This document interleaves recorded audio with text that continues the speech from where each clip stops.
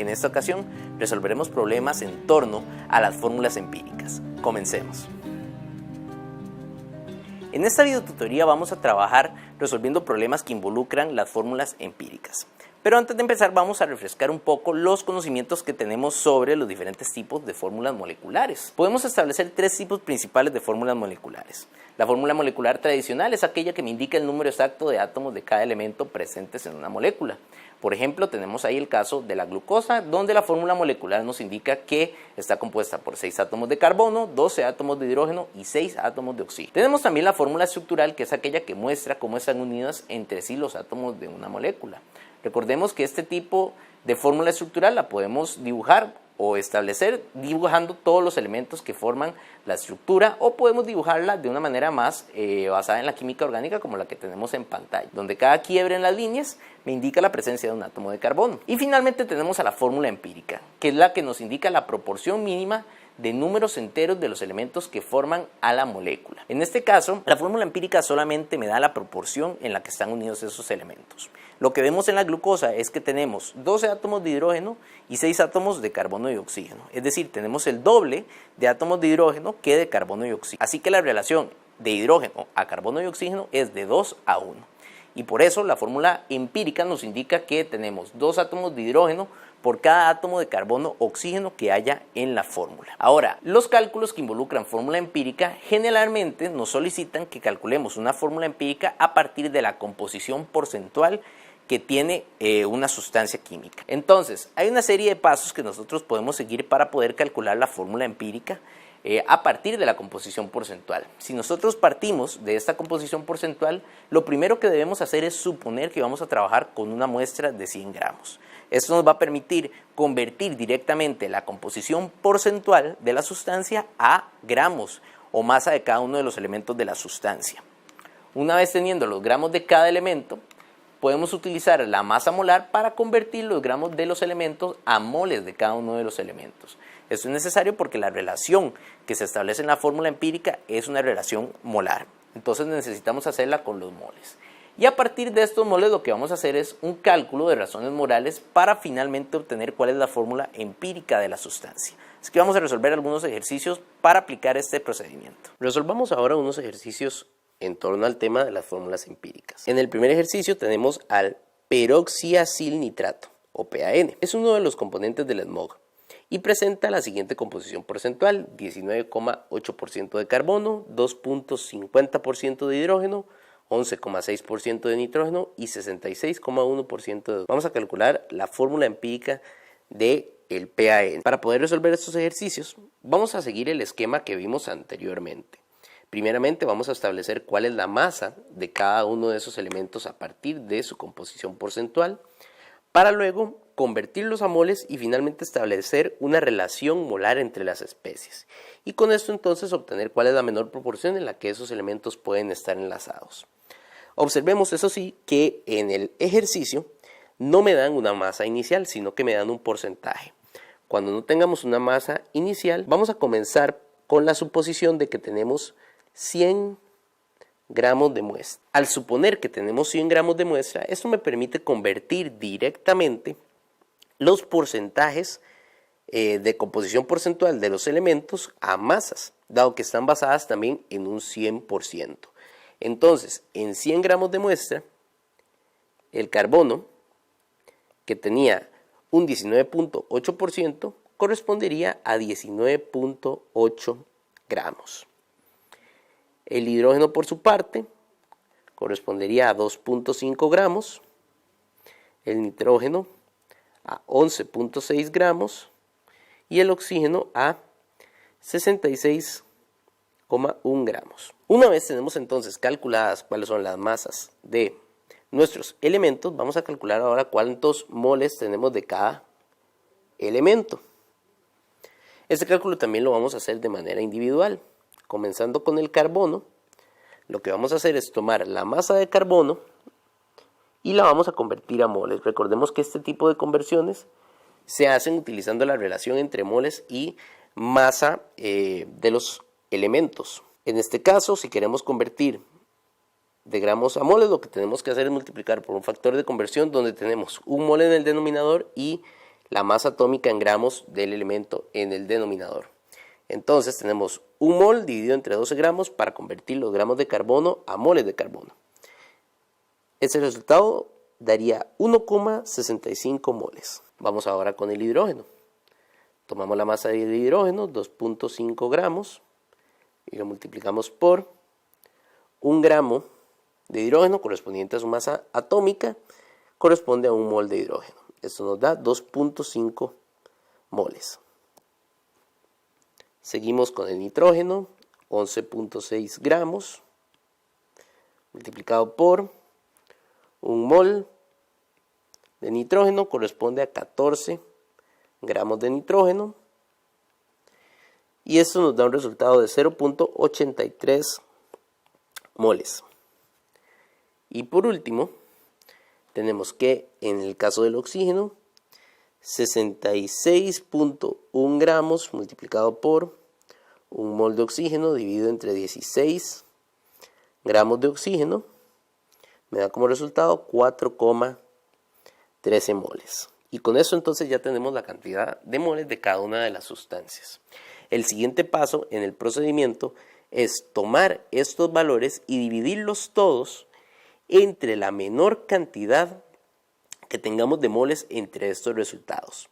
Observen que el el elemento que aporta la menor cantidad de moles es en este caso el nitrógeno, que aporta 0.83 moles. Así que lo que vamos a hacer es dividir todos estos valores de moles entre 0.83. 1.65 entre 0.83, 2.5 dividido entre 0.83 y así sucesivamente para todas las especies. Al realizar estos cálculos, en el caso del carbono obtenemos un valor de 1.98, en el caso del hidrógeno un valor de 3, en el caso del nitrógeno un valor de 1 y en el caso del oxígeno un valor de 4,97. Observemos que todos estos valores nos dan muy cercanos de un número entero. Por ejemplo, el 1,98 se puede redondear a 2. Y el 4.97 se puede redondear a 5. De esta manera entonces tenemos que todos los elementos nos dan un resultado de número entero. Cuando tenemos solamente números enteros en este procedimiento, quiere decir que ya completamos el ejercicio y estos números que obtenemos son la relación molar para cada uno de los elementos. Esto quiere decir entonces que la fórmula empírica del PAN sería un subíndice acompañando al elemento carbono de 2, un subíndice acompañando al elemento hidrógeno de 3, un subíndice de 1 acompañando al nitrógeno y un subíndice de 5 acompañando al oxígeno. Y esta sería entonces la fórmula empírica final para el compuesto. Observemos el segundo ejercicio. En un laboratorio de química se tiene una botella con un reactivo químico cuya etiqueta está borrosa y no se observa su nombre. Sin embargo, es posible leer su composición porcentual: 48.7% de carbono, 8.15% de hidrógeno y el resto es oxígeno. A partir de esto vamos a determinar la fórmula empírica y la fórmula molecular del compuesto si se encuentra que la masa molar de la especie es 298 gramos por mol. Nuevamente en este caso vamos a comenzar suponiendo que tenemos 100 gramos de muestra. Eso nos deja entonces con masas de 48.7 gramos para carbono, 8.15 gramos para hidrógeno. Y observen que, dado que el resto de la muestra es oxígeno, quiere decir entonces que lo que nos queden de estos 100 gramos va a ser oxígeno. Si realizamos la resta correspondiente, entonces tenemos que hay una masa de 43.15 gramos de oxígeno. A partir de esto vamos a establecer entonces nuestras relaciones de moles. Tomamos carbono y lo convertimos a moles mediante un factor de conversión. Tomamos hidrógeno, Hacemos el mismo procedimiento y finalmente oxígeno. Los resultados de estas operaciones serían 4.06